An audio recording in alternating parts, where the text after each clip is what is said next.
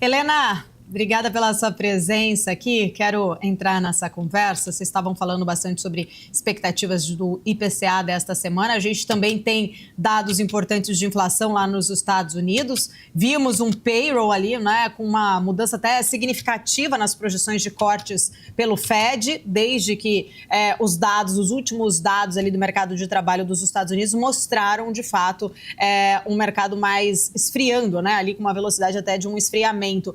Na sua visão, a gente sabe que o Fed tem que olhar ali bastante para a inflação também, então eu queria olhar um pouco para esse sentido.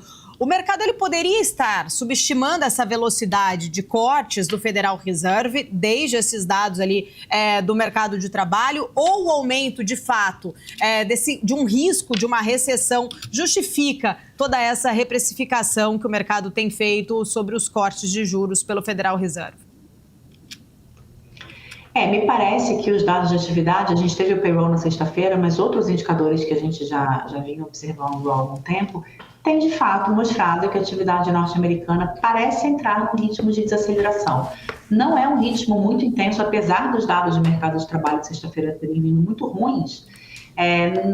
Tem outros indicadores que mostram ainda uma atividade forte, então a gente não tem uma uniformidade dos dados mostrando uma desaceleração e muito menos uma recessão. Mas, dada essa criação de 22 mil postos de trabalho, que é muito baixo para o histórico recente norte-americano, o risco de recessão, evidentemente, apareceu na mesa e começa a estar na mesa. Junto a isso, a gente tem números de inflação, essa semana vai ser bom, porque a gente vai ter o CPI para corroborar isso ou não, mas a gente tem números de inflação, tanto quando a gente fala de CPI, quanto quando a gente fala do PCI, que é o que mostra os gastos com consumo, e é esse que o Fed mais olha, inclusive, que estão lá estabilizados perto de 2, 2,5, 2,8, quando vem muito mais forte, mas são dados de inflação que estão já há alguns meses com esse comportamento mais previsível. O que pode mudar isso são as tarifas. Evidentemente, a gente ainda não tem a definição das tarifas para a China, que é o principal país que pode afetar, de fato, a inflação norte-americana. Mas até aqui, a gente tem dados de inflação bem comportados, né? Uma inflação de serviços que ainda preocupa,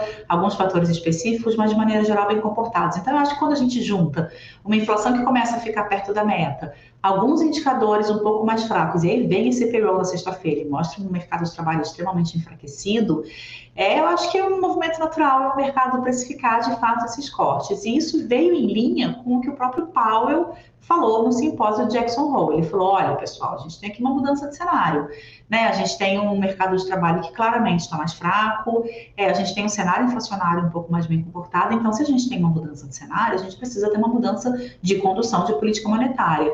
Então, eu não acho que o mercado esteja muito eufórico nessa precificação, não. Eu acho que isso vem em linha tanto com os números, mas também com o que foi sinalizado pelo próprio Fed, pelo próprio Powell, e tem sido mencionado pelos próprios diretores. Então, o que pode mudar isso? Dados que mostram uma economia ainda forte, mas nesse momento a gente não tem visto esses dados, não.